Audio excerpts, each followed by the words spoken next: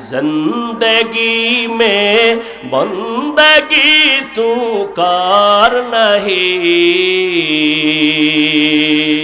जिंदगी में बंदगी तू कर नहीं,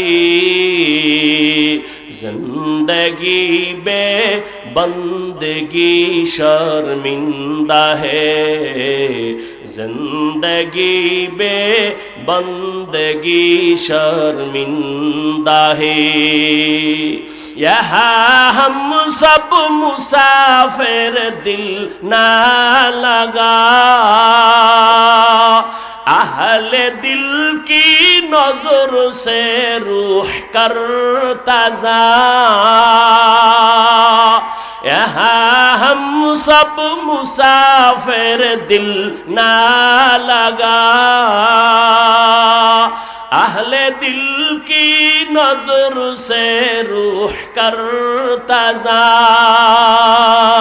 शाह दौलत सब फकीर घर नेक ने है, शाह दौलत सब फकीर घर नेक ने है, जिंदगी में बंदगी तू कर नहीं,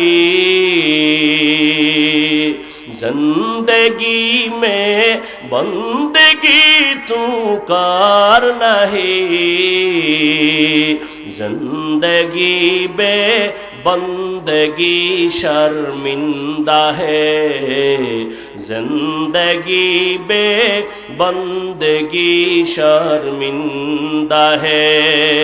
दुनिया में हो दुनिया का तलबगार न हो, बाजार से गुजर हो खरीदार न हो।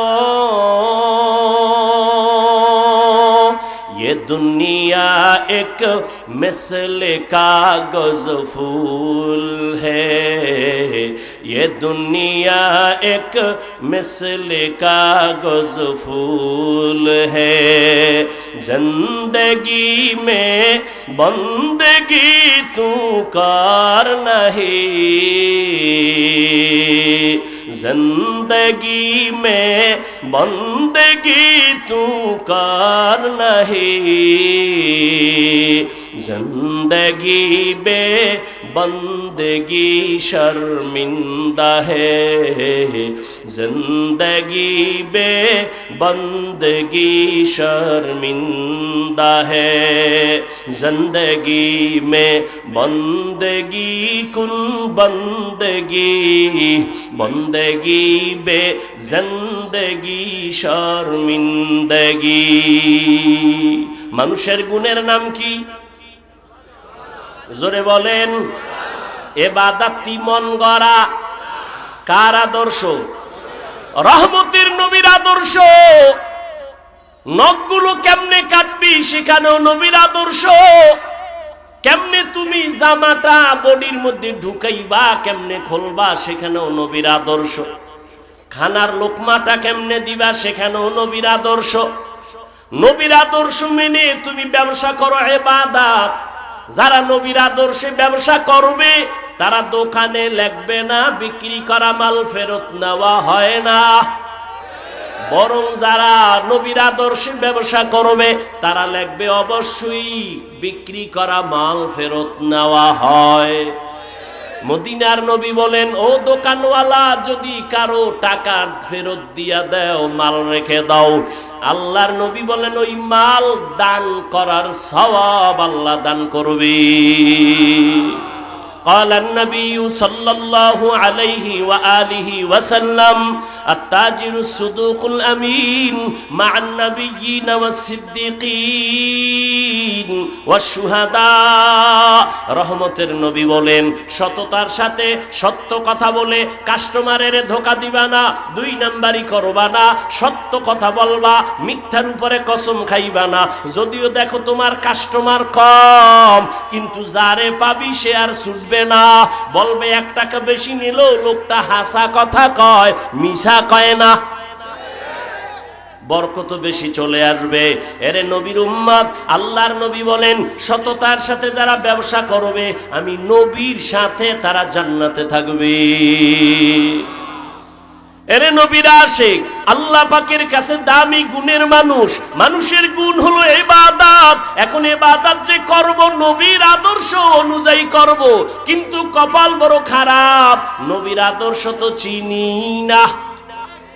নবীর আদর্শ আছে কোরআনে আর হাদিসে, কোরআনও পড়তে জানেন না, হাদিসও পড়তে পারেন না। এখন উপায় কি? কয় ইবাদতের নিয়ম শিখো কোরআন হাদিস দ্বারা। কয় জানি না। কয় তাহলে যারা জানে তাদের কাছে যাও। জানে কারা? উলামায়ে কেরাম। কারা? ফাসআলু আহলা যিকরি ইন কুনতুম লা তা'লামুন। যারা জানে না, জাননেওয়ালার থেকে জেনে জেনে আমল করো। কোরআন হাদিস জাননেওয়ালা উলামায়ে আহলে হক, পীর মাশায়েখ, এদের থেকে জানো কেমনে মেসওয়াক করা লাগবে, কেমনে নামাজ পড়বো, কিভাবে রুকু করব, সিজদা করব, কিভাবে সংসার চালাবো। নবীর তরিকায় সব করবা ইবাদত। আমার নবীর তরিকায় রাজনীতি যদি করো ইবাদত। এটা ভুল কথা কইয়া লাইলাম। নবীর তরিকায় সব আছে, তবে রাজনীতি নাই। অনেকে বলে ইসলামে রাজনীতি নাই, কোরআনে রাজনীতি নাই। আমি আল্লাহর কসম করে বলি পৃথিবীতে শ্রেষ্ঠ রাজনীতির কিতাব হলো কোরআন। পৃথিবীতে শ্রেষ্ঠ রাজনীতির শিক্ষক আমার নবী। আর দুনিয়াতে শ্রেষ্ঠ সংসদ বা পার্লামেন্ট হলো মসজিদে নববী। আর কয় মসজিদে রাজনীতি চলবে না, কারণ কি? কয় শিয়ালের হাতে মুরগি দিয়া কয় 3 দিন পরে নিমু আমানত। শিয়াল পণ্ডিত কয় মা ফসাই দোয়াও চাই, জিন্দা কেন মরাও ভাবা না। শিয়ালের হাতে মুরগি দিলে যা হবে, ধর্মের চাবি সুদখোর আর বেনামাজির হাতে দিলেও তাই হবে। দিছে কারা? এই দিছে কারা? কয় ইসলাম চাই, ভোটের আগের রাত্রে টাকা খাইয়া কেবলা ঘুরাইয়া দেয়।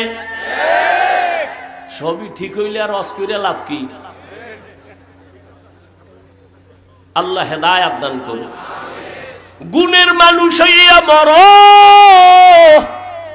মাওলানা হওয়া সহজ, বক্তা হওয়া সহজ, পীর হওয়া সহজ, ডাক্তার হওয়া, ডক্টর হওয়া সহজ, কিন্তু আল্লাহর জাতের কসম গুণের মানুষ হওয়া বড় কঠিন। গর্ব সুরত আদমি ইনসাবুদে আহমদবু জাহলো হামেক সাবুদে আদমিরা আদমিয়ত লাজে মাসউদে রাগর বুনা বশদ হি জামাজ আদমিয়ত লাহমু শাহমু পশতে নিস্ত আদমিয়ত জুজরে যায় দোসতে নিস। ইবাদত শিখতে হলে লাগবে কোরআন, কোরআন বুঝতে হলে লাগবে আলেম। ভালো করে বুঝেন, বয়ান শেষ, ফলাফলটা শুনেন। গুণের মানুষ হইতে লাগবে কি? ইবাদত শিখতে লাগবে কি? কোরআন হাদিস বুঝতে লাগবে কি? ফলাফল কি দাঁড়াইলো? যারা আলেমের কাছে যাবে না তারা ইবাদত শিখবে না, যারা ইবাদত শিখবে না তারা গুণের মানুষ হবে না, যারা গুণের মানুষ হবে না তারা বিনা হিসাবে জান্নাতি। ভালো করে বুঝো, ফলাফল দাঁড়াইলো যারা আলেম ওলামার কাছে যাবে না, বলে আলেম লাগে না, পীর লাগে না, আউলিয়া উলিয়া লাগে না, এরা গুণের মানুষ না, এরা ইবাদতের লাইনে নাই, এদের দুনিয়াও বরবাদ আখিরাতও বরবাদ। গুণের মানুষ যদি হতে চাও ইবাদতের মধ্যে জীবন দাও। আর ইবাদত যদি শিখে করতে চাও কোরআন ধরো, হাদিস ধরো। কোরআন হাদিস বুঝো না, জাননেওয়ালা উলামা পীর মাশায়েখের কাছে যাও। কলবের চিকিৎসা করো, নিয়ম যাই না ইবাদত করো। কয় নামাজের নিয়ম জানছি কি? কয় হাত বাঁধবো নাভির নিচে, ঠিক আছে। দাঁড়াবা কোন দিকে ফুবে? কয় না কেবলার দিক পশ্চিম। আচ্ছা এটাও পাইরা লাইছি। এরপরে এরপরে রুকু দেবা, এরপরে কি কয় দাঁড়াবো, তারপরে কি সেজদা, হয়ে গেছে হয়ে গেছে, না হয় নাই, কসম আল্লাহর হয় নাই। নামাজের দেহ পাইছো, রুহু পাও নাই। নামাজের দেহ আরকান আহকাম এটা পেয়েছো, কিন্তু রুহু যদি পেতে হয় আল্লাহর খাঁটি ওলি ছাড়া নামাজের রুহু পাওয়া যাবে না, যাবে না, যাবে না। নামাজের রুহু কি? আনতা আবুদাল্লাহ কান্নাকা তারাহ ফাইন লাম তাকুন তারাহ ফাইন্নাহু ইয়ারাক। নামাজে যখন তুমি দাঁড়াও আল্লাহকে দেখে দেখে তুমি সিজদা করিও। হযরত আলীকে জিজ্ঞাসা করা হলো, ও আলী তুমি ইবাদত করো কার? কয় আল্লাহ। কয় ওই আল্লাহরে দেখছো নি? হযরত আলী বলেন, আমি যে আল্লাহকে দেখি না সে আল্লাহর ইবাদত করি না। আল্লাহকে দেখে ইবাদত করা, এটা হলো নামাজের রুহু। এই রুহ আনতে হলে নেক তাওয়াজ্জু লাগবে। কি লাগবে? তাহলে গুণের মানুষ হইতে লাগবে ইবাদত। ইবাদত শিখতে লাগবে কি? আল্লাহ এদিকে ইঙ্গিত করে বলেন, আর রহমান আল্লামাল কোরআন খালাকাল ইনসান। আমি আগে কোরআন শিখাইছি, তারপরে মানুষ বানাইছি। অর্থাৎ যারা কোরআন হাদিস অনুযায়ী শিখা ইবাদত করবে তারা গুণের মানুষ। আল্লাহ এদিকে ইঙ্গিত করে বলেন, আমি আগে মানুষ বানাই নাই, আগে কোরআন শিখাইছি তারপরে মানুষ বানাইছি। আল্লাহ গুণের মানুষ হওয়ার তৌফিক দান করেন। নামাজের রুহু নেওয়া লাগবে নি? ইবাদতের রূহ হাদিসে জিবরাইল, আল্লাহকে দেখে দেখে ইবাদত করো। যদি দেখে না পারো অন্তত এই খেয়ালে করো আল্লাহ আমাকে দেখেন। এটা হলো ইবাদতের রূহ। এই রূহ নিতে হলে আহলুল্লাহর সোহবত আর তাওয়াজ্জু ছাড়া মোটেই সম্ভব না। যারা বলবে সম্ভব মিথ্যাবাদী, ধোঁকাবাজ।